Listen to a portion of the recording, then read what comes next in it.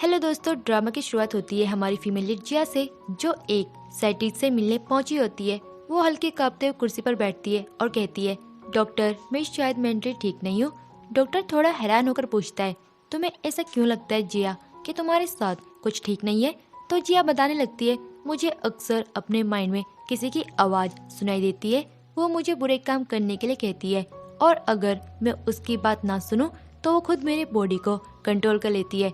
अब scene flashback में दिखाया जाता है जब उसका हस्बैंड लैन घर लौटता है।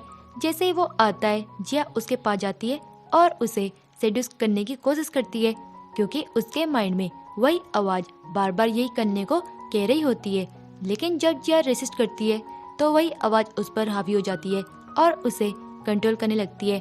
अब वापस प्रेजेंट में जिया डॉक्टर को ये सब बात याद करते हुए बताती है। कभी कभी जब होश आता है तो लगता है कि मैंने बहुत गलत किया, वो चीजें जो मैं खुद नहीं करना चाहती थी। डॉक्टर धीरे से पूछता है, जिसकी आवाज तुम सुनती हो क्या वो तुम्हें दिखाई भी देती है? तो जिया कहती है, कभी कभी वो मुझे ग्रीन लाइट की तरह दिखती है और कभी किसी बुक की शेप में मुझसे बात करती है। डॉक्टर हैरान रह जाता है। जिया जल्दी से बोलती है, प्लीज डॉक्टर मुझे जल्दी मेडिसिन प्रिस्क्राइब कर दीजिए, मैं फिर से ऐसी चीज एक्सपीरियंस नहीं करना चाहती। मैं नहीं चाहती कि कोई और मेरी बॉडी या माइंड को मैनिपुलेट करे। इतना कहकर जिया वहाँ से चली जाती है। डॉक्टर तुरंत लेन को कॉल करता है और कहता है, चिंता की कोई बात नहीं है, आपकी वाइफ बिल्कुल ठीक है, बस थोड़ा रेस्ट करेगी तो रिकवर हो जाएगी। अब बाहर निकलते हुए जिया टीवी पर एक न्यूज देखती है जिसमें उसके हस्बैंड लेन की किसी लड़की के साथ होटल में मिलने की खबर चल रही होती है। हेडलाइंस पढ़कर जिया के चेहरे पर शोक और दर्द दोनों आ जाते हैं। वो खुद से कहती है, अब समझी, मैं कितनी भी कोशिश कर लूँ, उसे सेड्यूस कर लूँ, लेकिन वो मुझे कभी पसंद नहीं करता, क्योंकि वो पहले से ही किसी और को चाहता है। इतने में लेन वहाँ आता है और जिया पर गुस्सा करने लगता है, तुम डॉक्टर के पास गई थी, अब ये बात न्यूज में फैल गई है और हमारी कंपनी की इमेज खराब हो रही है। जिया चिल्लाकर कहती है, मैं बीमार हूँ तो डॉक्टर के पास गई, इसमें तुम्हारी इमेज कैसे खराब हो गई? और जो तुम किसी लड़की से होटल में मिलने गए थे वो क्या था? तभी अचानक सिस्टम की आवाज गूंजती है। जिया जो इस नोवेल की कैरेक्टर है उस पर सेल्फ अवेयरनेस आने लगी है। लेन गुस्से में जिया से कहता है, मैं बस अपने ग्रैंडपा की वजह से तुम्हारे साथ हूँ, वरना तुम्हें बहुत पहले डिवोर्स दे चुका होता। इतना कहकर वो चला जाता है। जिया को अचानक एक अजीब जगह पर जाती है जहाँ उसे समझ नहीं आता कि वो कहाँ है। तभी एक लड़की उसके सामने आती है और कहती है, मैं इस नोवेल की सपोर्टिंग विलेन कैरेक्टर हूँ और मेरा काम है अपना रोल प्ले करना, नहीं तो मैं यहाँ से गायब हो जाऊंगी।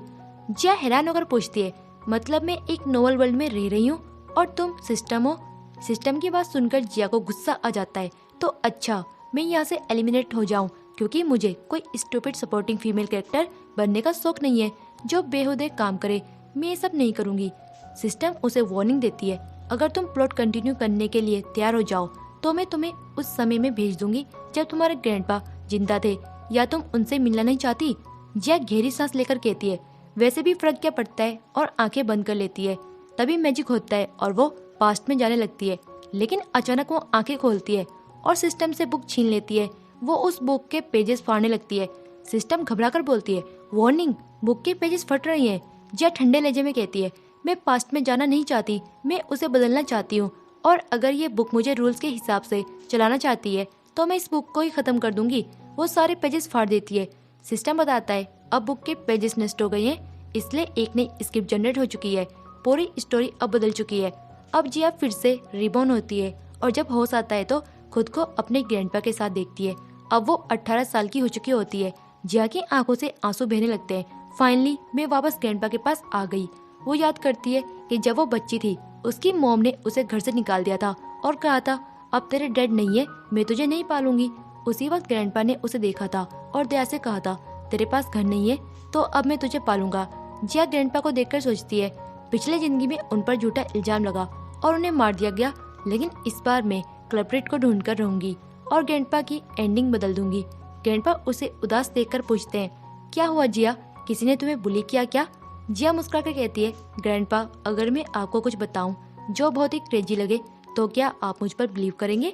तभी सिस्टम वार्न करता है, तुम किसी को नहीं बता सकती कि ये नोवेल वर्ल्ड है, ये रूल तोड़ना होगा। जिया समझ जाती है कि सिस्टम अभी भी उसे कंट्रोल कर रहा है, इसलिए वो चुप रह जाती है।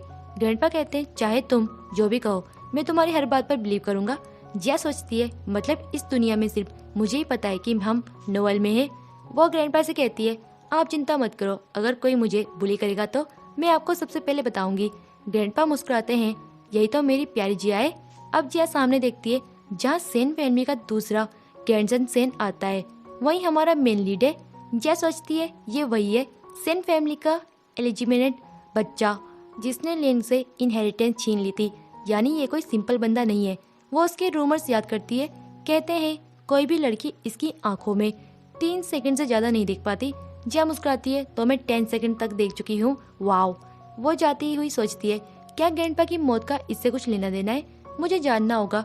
अब सीन में सेन का डैड उसे ग्रैंडपा के पास लेकर आते हैं और कहते हैं डैड प्लीज मेरे बेटे को आप पाल लो। ग्रैंडपा सख्ती से कहते हैं तुम अपने नाजायज बेटे को मुझे सौंपना चाहते हो।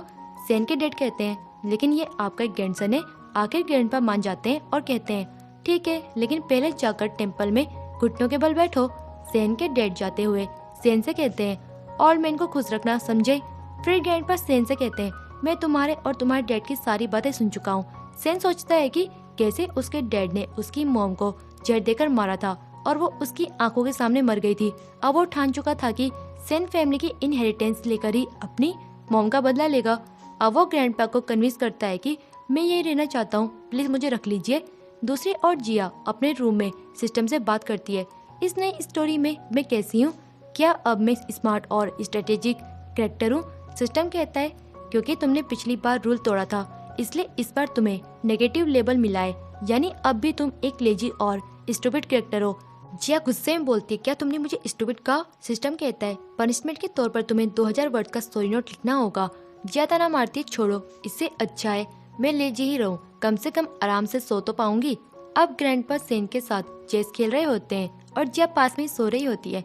ग्रैंडपा कहते हैं फिर से सो गई। जिया उठकर हंसते हुए कहती है ग्रैंडपा मैं कुछ नहीं कर सकती, लेजीनेस मेरे अंदर परमानेंट है। ग्रैंडपा मुस्कुराकर कहते हैं तुम जैसी भी रहो मेरे लिए हमेशा फेवरेट रहोगी। सेन ये सब देखकर सोचता है आखिर इस लड़की ने ग्रैंडपा पर क्या मैजिक किया है।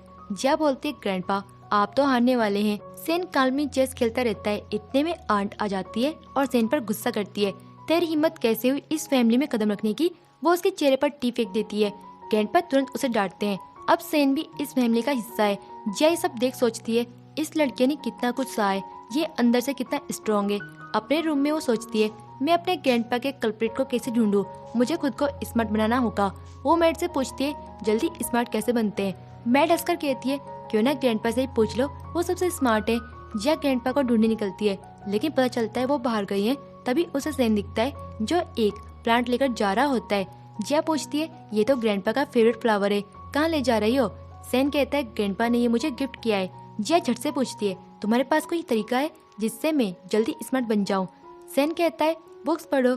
जिया हंसकर कहती है इतना सिंपल। सेन बोलता है बिलीव करना है तो करो वरना मत करो। वो जाने लगता है, जिया उसे रोकती है और प्लांट छीनने की कोशिश करती है। सेन पास आता है, जिया थोड़ा डरती है। वो कालमी कहता है अपनी स्टडी पर ध्यान दो, समझी। फिर लंच टाइम होता है। जिया सेन से सी फूड मांगती है, सेन देने लगता है। ग्रैंडपा अपना हिस्सा सेन को दे देते हैं। सेन खा लेता है। जिया सोचती है इसे सी फूड से एलर्जी है, फिर भी खा लिया, जरूर कोई प्लान बना रहा है। वो एलर्जी मेडिसिन पानी में मिलाती है और सेन को देती है, लो पानी पी लो। ग्रैंडपा जिया की तारीफ करते हैं, कितनी केयरिंग हो तुम। सेन सोचता है ये इतनी अच्छी कब से हो गई। रात में सेन के डैड का कॉल आता है, तुमने सी फूड खाया था, अब सूप भी पी लेना ताकि एलर्जी बढ़े और ग्रैंडपा गिल्टी फील करे, तभी इनहेरिटेंस मिलेंगी। सेन सोचता है डैड तो बस चाहते हैं कि मैं मर जाऊँ, फिर भी वो सूप पी लेता है, पर हैरान होता है कि उसे कोई एलर्जी नहीं हुई। दूसरी तरफ जिया सो रही होती है जब सिस्टम की आवाज आती है, जिया तुमने अपना पहला मिशन पूरा कर लिया है, तुम्हारा काम था बेचारी चीज को प्रोटेक्ट करना। जिया नींद में पूछती है कौन सी बेचारी चीज। सिस्टम कहता है वो तुम्हें खुद पता लगाना होगा। जिया गुस्से में नोवेल की बुक फाड़ने लगती है। सिस्टम वार्न करता है अगर तुमने ये फाड़ दी तो आगे कोई हिंट नहीं मिलेगी। जिया रुकती है और सोचती है आखिर वो कौन है जिसे मुझे रेस्क्यू करना है। अगले दिन सेन को पता चलता है कि सब मेड्स आपस में बातें कर रही हैं। जिया कितनी प्यारी है ना, आज उसने इतने सारे कैट्स और डॉग्स को बचाया और उनकी केयर भी की। कोई कहता है उसे तो कल एलर्जी भी हो गई थी, फिर भी उसने मेडिसिन लेकर काम जारी रखा। ये सुनकर सेन तुरंत पूछता है किसे एलर्जी हुई थी, तो जवाब मिलता है मिस जिया को। अब सेन के मन में शक होने लगता है, क्या कल वही एलर्जी वाली मेडिसिन उसने मुझे दी थी? वो जल्दी से ग्रैंडपा के पास जाने लगता है, पर तभी घर में जिया आ चुकी होती है और हाथ स्पीकर से पूछ रही होती है, क्या मैंने यहाँ आसपास के सारे कैट्स और डॉग्स को ले आई हूँ? फ्लैशबैक में दिखाया जाता है कि जिया इधर उधर सभी जानवरों को ढूंढ रही होती है। सोचती है इनमें से वो बेचारा कौन है जिसे सिस्टम ने बचाने को कहा था। तभी वो ग्रैंडपा को देखती है, मुस्कुराकर हाय बोलती है और कहती है, ओह सेन भी यहाँ है। ग्रैंडपा उसे कहते हैं अच्छे से बात करो, तो वो मुस्कुराकर सेन से बात करती है। सेन उसके सिर पर हाथ रखता है और तभी सिस्टम की आवाज आती है, कांग्रेचुलेशन, तुमने उस बेचारी चीज से कनेक्शन बना लिया है। जिया चौंक जाती है, क्या ये वही है जिसे मैं रेस्क्यू करना था? पहले तो ये कितना ताकतवर था, अब इतना कमजोर क्यों है? वो सच में उसके पास जाती है, तभी उसे पीछे से एक टर्टल दिखाई देता है। वो उसे उठाती है और सिस्टम फिर बोलता है, कांग्रेचुलेशन, तुम्हारा कनेक्शन और मजबूत हो गया। अब जिया मुस्कुराकर कहती है, अब से तुम मेरे बेस्ट फ्रेंड हो। ग्रैंडपा मना करते हैं, इसे मत पालो, ये घायल है। जिया जवाब देती है, फिक्र मत कीजिए, मैं इसे अपने प्यार से ठीक कर दूंगी। ग्रैंडपा बोलते हैं, प्यार नहीं, इसे मेडिसिन की जरूरत है। तो जिया हाउसकीपर को आदेश देती है, डॉक्टर को बोलो मेरे बेस्ट फ्रेंड का इलाज अच्छे से करे और इसके लिए प्यार से ड्रेस भी बनाए। इस बीच ग्रैंडपा सेन को पौधों की देखभाल सिखा रहे होते हैं। तभी उन्हें बुलावा आता है, कोई मिलने आया है। वो सेन और जिया से कहते हैं, फ्लावर्स का ध्यान रखना, और चले जाते हैं। जिया सेन की तरफ देखती है, अब एक्टिंग बंद करो, यह ग्रैंडपा नहीं है, अब तुम वहीं लौट जाओ जहाँ से आए हो। सेन टर्टल उठाकर कहता है, मैं कहीं नहीं जाने वाला, और चला जाता है। जिया नाराज होकर बोलती है, कितने बेरहम हो तुम। दूसरी तरफ जिया मस्ती में सड़क पर चल रही होती है। तभी लेन की कार उसके पास रुकती है। वो अपने असिस्टेंट को कहता है, जाओ उसे कार में बिठाओ। जिया मना करती है, मुझे लेन के साथ नहीं जाना। उसी पल कुछ लोग उन पर अटैक करने आते हैं। लेन गुस्से में कहता है, जल्दी कार में बैठो, पर जिया नहीं मानती, तो लेन उसे बेहोश कर अपने साथ ले जाता है। उधर सेन अपने डैड के घर पर छिपकर सुन रहा होता है। उसके डैड अपने गार्ड पर चिल्ला रहे होते हैं, तुम लेन को पकड़ क्यों नहीं लाए? गार्ड बताता है, वहाँ जिया आ गई थी और दोनों साथ निकल गए। डैड को शक होता है, क्या दोनों मिलकर कुछ प्लान कर रही हैं? वो कहते हैं, ये रिकॉर्डर जिया के कमरे में लगाओ, अगर पता चला दोनों मिले हुए हैं तो दोनों को खत्म कर देना। सेन ये सब सुन लेता है।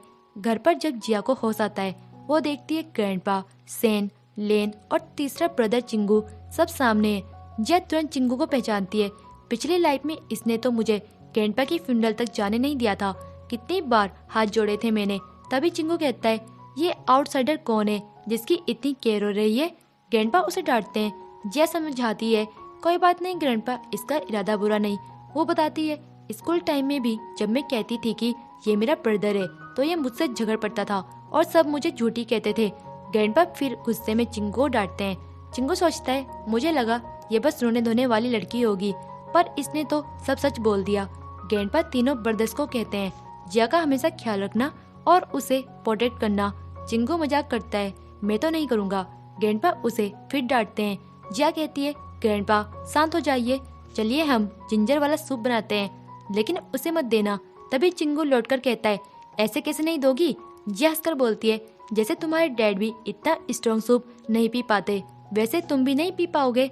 तभी सेन के डैड अंदर आते हैं। जिया मन में सोचती है, ये इंसान अच्छा नहीं। वो बोलती है, अंकल सुना है आप क्लब नाम की जगह पर जाते हैं ना? सेन के डैड गुस्से में ग्रैंडपा शिकायत करते हैं। ग्रैंडपा कहते हैं, इसमें तुम्हारी गलती है। वो माफी मांग लेते हैं। फिर ग्रैंडपा कहते हैं, तीनों बाहर चलो, मुझे जरूरी बात करनी है। वो उन्हें समझाते हैं, कभी किसी गलत चीज खासकर ड्रग्स में मत पड़ना। फिर वो तीनों के लिए 3 लड़कियां बुलाते हैं टेस्ट के लिए। लक्ष्य है खुद पर कंट्रोल रखना। सेन तो बिल्कुल इंटरेस्ट नहीं दिखाता, बाकी दोनों मुश्किल में पड़ जाते हैं। हाउसकीपर कहता है, नेक्स्ट टेस्ट में और बेहतर करना। सेन की तारीफ होती है। उधर जिया अपने रूम में गेम खेल रही होती है। तभी लेन आ जाता है। जिया गुस्से में बोलती है, तुम यहाँ क्या कर रही हो, निकलो। तभी सेन आता है, ब्रदर ग्रैंडपा बुला रही है। लेन चला जाता है। सेन मुस्कुराकर पूछता है, मैंने डिस्टर्ब तो नहीं किया? जिया चिल्लाती है, चुप रहो। सेन बोलता है, लगता है तुम्हें लेन पसंद नहीं, तो क्या मुझे करती हो? जिया पलटकर कहती है, इसका मतलब ये नहीं कि मुझे तुम पसंद हो। वो हंसकर कहता है, तो फिर शायद तुम्हें चिंगू पसंद है, कोई बात नहीं। सेन बेड के नीचे से रिकॉर्डर निकालता है और चला जाता है। जिया गुस्से में तमतमाई होती है। बाद में सेन के डैड पूछते हैं, क्या लेन और जिया साथ मिले हुए हैं? सेन कहता है, नहीं, उनके बीच तो जैसे कोई पुरानी दुश्मनी है। डैड कहते हैं, इन पर नजर रखो। सेन अपने रूम में बगिंग डिवाइस निकालता है और सोचता है, आज इसे हटाकर मैं सिर्फ इतना रुपये करूँगा जितना तुमने एलर्जी मेडिसिन वाला पानी दिया था। उधर जिया पेंटिंग बना रही होती है। टटल की तस्वीर बनाते हुए सोचती है, ये बेचारा इतना कमजोर क्यों है, मैं इसे कैसे ठीक करूं। तभी मेड आकर कहती है, मास्टर बुला रही हैं। वो चली जाती है। फिर सेन कमरे में आता है और उसकी सारी पेंटिंग्स देख लेता है। जब जिया लौटती है उसे पता चलता है उसकी बुक गायब है। मेड बताती है सेन आया था। वो समझ जाती है उसने ली होगी। सेन अपने कमरे में उसकी बुक खोलकर ड्राइंग्स देखता है। सोचता है तो ये सब मेरे बारे में बना रही थी, मैं बेवकूफ बन गया था। तभी बाहर से आवाज आती है, मुझे सेन से मिलना है। गार्ड कहता है वो सो चुका है। सेन जल्दी से बाथरूम भाग जाता है। जिया कमरे में आती है, बुक ढूंढती है पर मिलती नहीं। तभी सेन बाहर आता है, तुम यहाँ क्या कर रही हो। वो कहती है मुझे मेरी ड्राइंग बुक चाहिए। वो झूठ बोलता है मुझे नहीं पता। असल में बुक उसने कपड़ों में छिपाई होती है। जिया को शक हो जाता है। वो कहती है मुझे चेक करने दो। सेन रोकता है। जिया बोलती है डरो मत, मुझे बच्चों की बॉडी में कोई इंटरेस्ट नहीं है। दोनों बेहोश करते हैं और गलती से बेड पर गिर जाते हैं। सेन खुद कहता है लो देखो है क्या मेरे पास बुक। जिया शर्म से लाल होकर चिल्लाती है ये क्या बेहूदगी है और भाग जाती है। अगले दिन ग्रैंडपा फिर तीनों को समझाते हैं आज फिर टेस्ट होगा। 3 फीमेल मॉडल्स आती है। नेक्स्ट डे स्कूल में जिया को कुछ लड़कियां बुली करने लगती हैं। वो डराने के लिए चाकू निकालती है। जिया चाकू पकड़कर खुद को हल्की चोट मार लेती है। खून देखकर वो लड़की डर जाती है और भागती है। घर में खबर पहुंचती है जिया को स्कूल में बुली किया गया। तीनों भाई फौरन निकलते हैं। सेन पहले पहुंचता है, जिया को उठाकर ले जाता है। जिया फुसफुसाती है धीरे करो ये नकली खून है। सेन हैरान होता है, कमाल की चालाक है। हॉस्पिटल में डॉक्टर भी देखकर हैरान रह जाता है, कुछ नहीं हुआ इसे, सब एक्टिंग थी। जो लड़की हमला करने आई थी वो ट्रॉमा में चली जाती है। सेन, लेन और चिंगू तीनों जिया के पास खड़े रहते हैं। वो बेहोशी का नाटक करते हुए सबकी बातें सुनती है। फिर उस लड़की का भाई आता है और चिल्लाता है मेरी बहन शौक में है तेरी वजह से। लेन गुस्से में उसे पेड़ से मारता है, तेरी सिस्टर ने मेरी सिस्टर पर हमला किया और अब तू हमें सुनाएगा। जिया मनी मन सोचती है ये लेन तो कितना बदल गया है। सेन उसे उठाता है, अब नाटक बंद करो, घर चलो। वो उसे गोद में उठाकर ले जाता है। घर पहुंचकर ग्रैंडपा पूछते हैं क्या पहले भी स्कूल में तुम्हें बुली किया गया था। वो कहती है नहीं ग्रैंडपा, मैं ठीक हूँ। ग्रैंडपा मुस्कुराते हैं, आज तुमने बहुत अच्छा किया। फिर तीनों ब्रदर्स कहते हैं कल से बारी बारी तुम तीनों जिया को स्कूल छोड़ोगे। वो मान जाते हैं। साथ ही ग्रैंडपा कहते हैं सिर्फ सेन को छोड़कर बाकी 2 अपने टेस्ट फिर से देंगे। दोनों परेशान हो जाते हैं। अगले दिन जिया स्कूल के लिए तैयार होती है। जैसे ही बाहर आती है लेन कार में इंतजार कर रहा होता है। वो कहती है अगर खुश नहीं हो तो ग्रैंडपा को मना क्यों नहीं करते। लेन जवाब देता है अगर तुम्हें प्रॉब्लम है तो जाओ शिकायत करो। जिया मुस्कुराती है ठीक है, लेकिन मैं तभी बैठूंगी जब तुम कहोगे प्रिंसेस कार में आइए। लेन मजबूर होकर कहता है। वो हंसते हुए बैठ जाती है। कार में जिया फिर कहती है अगली बार मैं ऐसी नॉर्मल कार में नहीं जाऊंगी, मुझे एयरप्लेन में बैठना है। वो मान जाता है। फिर वो कहती है और मुझे पॉकेट मनी चाहिए। लेन उसे 1 मिलियन का कार्ड देता है। वो सोचती है पिछली लाइफ में ये मुझे डिवोर्स नहीं देना चाहता था, डरता था मैं इसकी प्रॉपर्टी ले लूंगी। स्कूल पहुंचने पर लेन कहता है मैं तुम्हें क्लास तक छोड़ देता हूँ। वो उसे अपना बैग पकड़ाते हुए कहती है लगता है तुम्हें भाई बनना नहीं आता। एक सच्चा ब्रदर तो अपनी सिस्टर का बैग उठाता है। लेन झुझलाकर कहता है कोई सिस्टर तुम्हारी तरह बदतमीज नहीं होती। जिया हंसती है, उसका बैग छीनती है और उसका कपड़ा गंदा कर देती है। असिस्टेंट क्लॉथ देने आता है पर जिया धमकाती है अगर तुमने साफ किया तो मैं ग्रैंडपा को बता दूंगी। वो डर कर रुक जाता है। तभी जिया की क्लासमेट्स आती हैं, क्या ये तुम्हारा ब्रदर है, कितना अच्छा है जो तुम्हें स्कूल छोड़ने आया। जिया मुस्कुराते हुए कहती है नहीं मैं इसे ज्यादा जानती भी नहीं हूँ। लेकिन तभी उसे प्रिंसिपल ऑफिस में बुलाया जाता है। वहाँ साओ की मॉम पहले से मौजूद होती है और वो गुस्से में चिल्ला उठती है तुमने मेरी बेटी से उस लहजे में बात करने की हिम्मत कैसे की। वो सदमे में चली गई है। वो आगे कहती है तुम जैसी लड़की जिसके पेरेंट्स नहीं है उसे इतना अकड़ने का कोई हक नहीं है। इतने में ग्रैंडपा कमरे में दाखिल होते हैं और जोर से कहते हैं किसने कहा कि उसके पेरेंट्स नहीं है, मैं हूँ उसका पेरेंट। ग्रैंडपा की गुस्से भरी आवाज सुनकर वो लेडी तुरंत चुप हो जाती है। स्कूल की छुट्टी के बाद सेन जिया को लेने आता है और कहता है जल्दी आओ कार में बैठो। जिया के चेहरे पर गुस्सा झलकता है। वो सोचती है क्या ये खुद को कोई डोमिनेटिक सीईओ समझता है क्या। कार में बैठते हुए वो मन ही मन बोलती है कितनी नकली स्मेल देता है ये। कुछ देर बाद वो कहती है वैसे कॉन्ग्रेचुलेशन, ग्रैंडपा तुम्हें एब्रॉड भेजने वाले हैं। अब तुम्हें अपने दोनों भाइयों के बीच फंसना नहीं पड़ेगा। सेन तुरंत जवाब देता है मैं कहीं नहीं जा रहा। जिया हैरान होकर पूछती है क्यों। तो सेन मुस्कुराते हुए कहता है क्योंकि मैंने नाजायज बेटे की जिंदगी कैसे जिए वाली बुक पढ़ी है। जिया गुस्से में आ जाती है मतलब तुम्हें सब कुछ पता है क्योंकि तुमने मेरी स्केच बुक चुरा ली थी। सेन शांत लहजे में कहता है वो मुझे बस मिल गई थी। जिया झुंझलाते हुए बोलती है, मेरी ड्राइंग बुक वापस करो, वो मेरी मेहनत है। सेन कहता है, अच्छा तो मेरी ड्राइंग बनाना तुम्हारी मेहनत है। जिया शॉक्ड रह जाती है कि उसे सब पता चल गया। वो कहती है, अगर तुम्हें इतनी पसंद है तो रख लो, वैसे ज्यादा मत सोचो, मैंने वो बस इसलिए बनाई थी क्योंकि तुम्हें बेचारे के रूप में देखना मुझे अच्छा लगता है। अचानक कार रुक जाती है। ब्रेक लगने से सेन गिरकर जिया पर आ जाता है और दोनों की एक्सीडेंटल किस हो जाती है। जिया हैरान होकर चिल्लाती है, तुमने मेरी फर्स्ट किस ले ली, मुझे वापस दो। सेन मुस्कुराकर उसे अपनी ओर खींचता है। जिया शर्मा जाती है। तभी लेन दरवाजा खोलकर चिल्लाता है, तुम दोनों क्या कर रही हो। जिया जल्दी से बाहर निकलती है। कुछ नहीं, हम बस बात कर रहे थे। घर आकर वो ग्रैंडपा के साथ बैठती है। चाय पीते हुए सब कुछ बताने लगती है। जिस दिन मैं और लेन साथ थे उस दिन हम पर अटैक हुआ था, लेकिन वो अचानक रुक जाती है क्योंकि सिस्टम उसे वार्न करता है कि वो नोवेल वर्ल्ड की डिटेल्स नहीं बता सकती। ग्रैंडपा को अब शक होने लगता है, इसका व्यवहार पहले से बिल्कुल अलग है। क्या ये किसी रीबर्थ से गुजरी है। वो सोचते हैं जरूर पिछली जिंदगी में इसे बहुत तकलीफ झेलनी पड़ी होगी। वो मुस्कुराकर कहते हैं, तुम अब बहुत बड़ी हो गई हो। जिया के मन में यादें उमड़ती हैं। आपके जाने के बाद सबने मुझे कितना बुली किया था। ग्रैंडपा उसे प्यार से कहते हैं, जाओ अब आराम करो, बाकी सब मुझ पर छोड़ दो। उसी वक्त लेन ये सब देख रहा होता है और सोचता है ग्रैंडपा सच में जिया से बहुत प्यार करते हैं। फिर ग्रैंडपा अपने हाउसकीपर को आदेश देते हैं कि सेन फैमिली के सभी मेंबर्स की जांच करवाओ। अगले दिन एक मीटिंग में वो शामिल होते हैं। तभी सेन के डैड वहाँ पहुँचते हैं और लेन से कहते हैं, अब डैड तुम्हें बिजनेस संभालने दे रहे हैं, मेहनत से काम करना। लेन कहता है, अभी आप अंदर नहीं जा सकते, ग्रैंडपा मीटिंग में है। दूसरी ओर चिंगू और उसके डैड के बीच बहस होती है। चिंगू ताने मारता है, जब मोम मर रही थी तब आप मेरे डैड नहीं बने थे, अब याद आ रहा है। गुस्से में उसके डैड वहाँ से चले जाते हैं। ये सब बातें सेन सुन लेता है। वो चिंगू से कहता है, लगता है तुम्हारे डैड भी तुम्हें पसंद नहीं करते।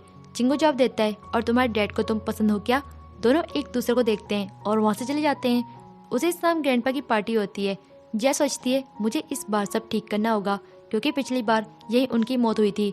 तभी सिस्टम उसे बुला लेता है और चेतावनी देता है, तुमने स्टोरी की दिशा बदल दी है, 60% प्लॉट डिस्टर्ब हो चुका है, अगर ऐसा ही रहा तो नोवेल वर्ल्ड डिस्ट्रॉय हो जाएगा। वो कहता है, अब तुम इस कहानी की फीमेल लीड हो, तुम्हें मेल लीड की फर्स्ट लव बनना होगा।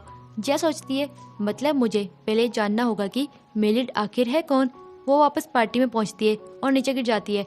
सेन और चिंगू उसे उठाते हैं। तुम ठीक तो हो? जिया कहती है, हाँ बस थोड़ा सिर दुख रहा है।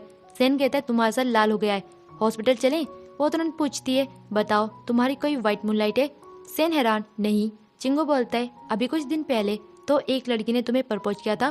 सेन कहता है, वो थोड़ी ना व्हाइट मूनलाइट थी, वो तो होती है जिसे मैं चाहूँ लेकिन वो मुझे ना मिले। जिया बोलती है, मुझे मरना नहीं, मुझे तो बस अपने ग्रैंडपा को बचाना है। बाद में सेन जिया की चोट पर बर्फ का सेक करता है। वो उसे मनाती है, प्लीज मुझे भी पार्टी में ले चलो। सेन आखिरकार मान जाता है। पार्टी में सिर्फ एक इनविटेशन कार्ड होता है तो गार्ड कहता है, 2 में से एक ही अंदर जा सकता है। जिया मुस्कुराकर कहती है, ये कार्ड मुझे दे दो, तुम बाद में अंदर आ जाना। उसी वक्त स्टेप मॉम वहाँ आती है। वो मन में प्लान करती है कि आज वो सेन को किसी रिच मैन को बेच देगी। वो दोनों को अंदर बुलाती है और कहती है, यहाँ कोई तमाशा मत करना। वो सेन को एक चेयरमैन बाई नाम के शख्स से मिलवाती है जो उसे ड्रिंक ऑफर करता है। जिया तुरंत बीच में आती है, लड़कों को भी अपने आप को प्रोटेक्ट करना चाहिए, ये लो जूस पियो। स्टेप मॉम ताना मारती है, बीच में बोलने की क्या जरूरत थी। जिया पलटकर कहती है, आंटी कहीं आपने वाइन में कुछ मिलाया तो नहीं। वो सबके सामने चेयरमैन बाई की पोल खोल देती है, कहती है, ये आदमी अच्छा नहीं है। गार्ड्स उसे वहाँ से बाहर निकाल देते हैं। अब स्टेप मॉम और चेयरमैन दोनों मिलकर बदला लेने का प्लान बनाते हैं। वो सेन और जिया दोनों को बेहोश करवाकर किडनैप करा देते हैं और एक ही होटल रूम में डाल देते हैं। सेन को होश आता है। वो आवाज सुनता है कि कोई आ रहा है तो फिर से बेहोश होने का नाटक करता है। जिया भी जाग चुकी होती है और फुसफुसाकर कहती है, ड्रामा करो वरना फंस जाएंगे। एक लड़की आकर उन्हें ड्रग इंजेक्शन दे जाती है। दोनों मुश्किल से खुद को संभालते हैं लेकिन साथ मिलकर कंप्यूटर से सारी इंफॉर्मेशन ट्रांसफर कर लेते हैं। ड्रग का असर बढ़ता है। दोनों के बीच अजीब सा माहौल बन जाता है। तभी चेयरमैन बाई बंदूक लेकर आता है। जिया डर जाती है। वो अचानक सेन को किस कर देती है ताकि चेयरमैन कंफ्यूज हो जाए। सिस्टम की आवाज आती है, सेन का तुम्हारे लिए लव पॉइंट 30% बढ़ गया। सेन मौके का फायदा उठाता है और चेयरमैन को बेहोश कर देता है। थोड़ी देर में लेन और चिंगू आकर उन्हें बचा लेते हैं। बाद में ग्रैंडपा को पता चलता है कि इस सब के पीछे स्टेप मॉम थी तो वो उसे पुलिस से अरेस्ट करवा देते हैं। होश आने पर जिया बताती है, मैं अब बिल्कुल ठीक हूँ। रात में वो सेन के रूम में जाती है। सेन कहता है, अब रात के 8 बज चुके हैं, क्या काम है? जिया मजाक में कहती है, कहीं किसी को छुपा तो नहीं रखा। सेन झल्ला कर कहता है बकवास बंद करो। वो उसके ड्रॉर में ढूंढने लगती है वो डॉक्यूमेंट कहाँ हैं जो हमने चुराए थे। सेन कहता है मुझे फर्क नहीं पड़ता। जिया हंसकर कहती है ठीक है, बस याद रखना मैंने तुम्हें हमेशा प्रोटेक्ट किया है। वो कहता है चिंता मत करो, मैं सब सेंड कर दूंगा। सेन फिर लैपटॉप खोलता है और अपने डैड के प्लान्स की फाइलें पढ़ने लगता है। जिया बाहर से सब सुन लेती है और सोचती है तो ग्रैंडपा की मौत के पीछे अंकल का ही हाथ था। अब वो अपने मिशन पर ध्यान देती है। सिस्टम ने बताया था कि जब तक सेन का प्यार 100% नहीं होता वो लकी पेन नहीं पा सकेगी। वो उसे सेड्यूस करने की कोशिश करती है लेकिन सेन खुद को रोक लेता है और कहता है पहले फाइल चेक करते हैं। जिया थककर वहीं सो जाती है। सेन उसे देखते हुए मुस्कुराता है और प्यार से उसे बिस्तर पर सुला देता है। सिस्टम की आवाज आती है अब 99% हो चुके हैं, बस 1% बाकी है। अगले दिन वो कैंडल लाइट डिनर का प्लान बनाती है। लाइट्स बंद कर देती है ताकि मोमबत्ती की रोशनी में माहौल बने। दोनों एक दूसरे को किस करते हैं। तभी डोरबेल बजती है। वो दरवाजा खोलती है तो सामने लेन होता है। सेन भी आ जाता है और लेन के चेहरे पर जलन साफ दिखती है। तीनों साथ बैठते हैं। लेन पूछता है तुम दोनों कर क्या रहे थे। सेन हंसते हुए बोलता है जिया ने कैंडल लाइट डिनर का अरेंजमेंट किया था। समझे जिया उठकर कहती है मुझे भूख नहीं है, तुम लोग खा लो। बाद में जिया को पता चलता है कि अंकल ही साजिश के पीछे था। वो उसे अरेस्ट करवा देती है लेकिन फिर भी ग्रैंडपा हॉस्पिटल में एडमिट हो जाते हैं। वो उनके पास बैठकर रोती है। सेन कहता है मत रो, जो चाहिए वो मैं तुम्हें दूंगा। सिस्टम कहता है मिशन 100% पूरा हो गया। अब जिया को लक्की पेन मिलती है और वो ग्रैंडपा की जान बचा लेती है। अंत में ग्रैंडपा मुस्कुराकर कहते हैं अब सब ठीक हो गया। जिया खुश होती है लेकिन कहती है प्यार असली होना चाहिए वरना मैं नहीं चाहती। वो वहाँ से चली जाती है और इसी के साथ ड्रामा का एंड हो जाता है। वीडियो पसंद आया हो तो लाइक करना ना भूलें, सब्सक्राइब करें सोल टेल्स एक्सप्लेन चैनल को और बेल आइकन दबाएं ताकि आपको हर नई कहानी नोटिफिकेशन सबसे पहले मिले। वीडियो को अपने दोस्तों के साथ शेयर करें और अगर आप और भी ऐसे ड्रामा देखना चाहते हो तो मेरे चैनल में जाकर आप देख सकते हो। और नीचे कमेंट करके बताएं कि आपको सबसे ज़्यादा इमोशनल मोमेंट कौन सा लगा। और मिलते हैं नेक्स्ट वीडियो में एक नई कहानी के साथ।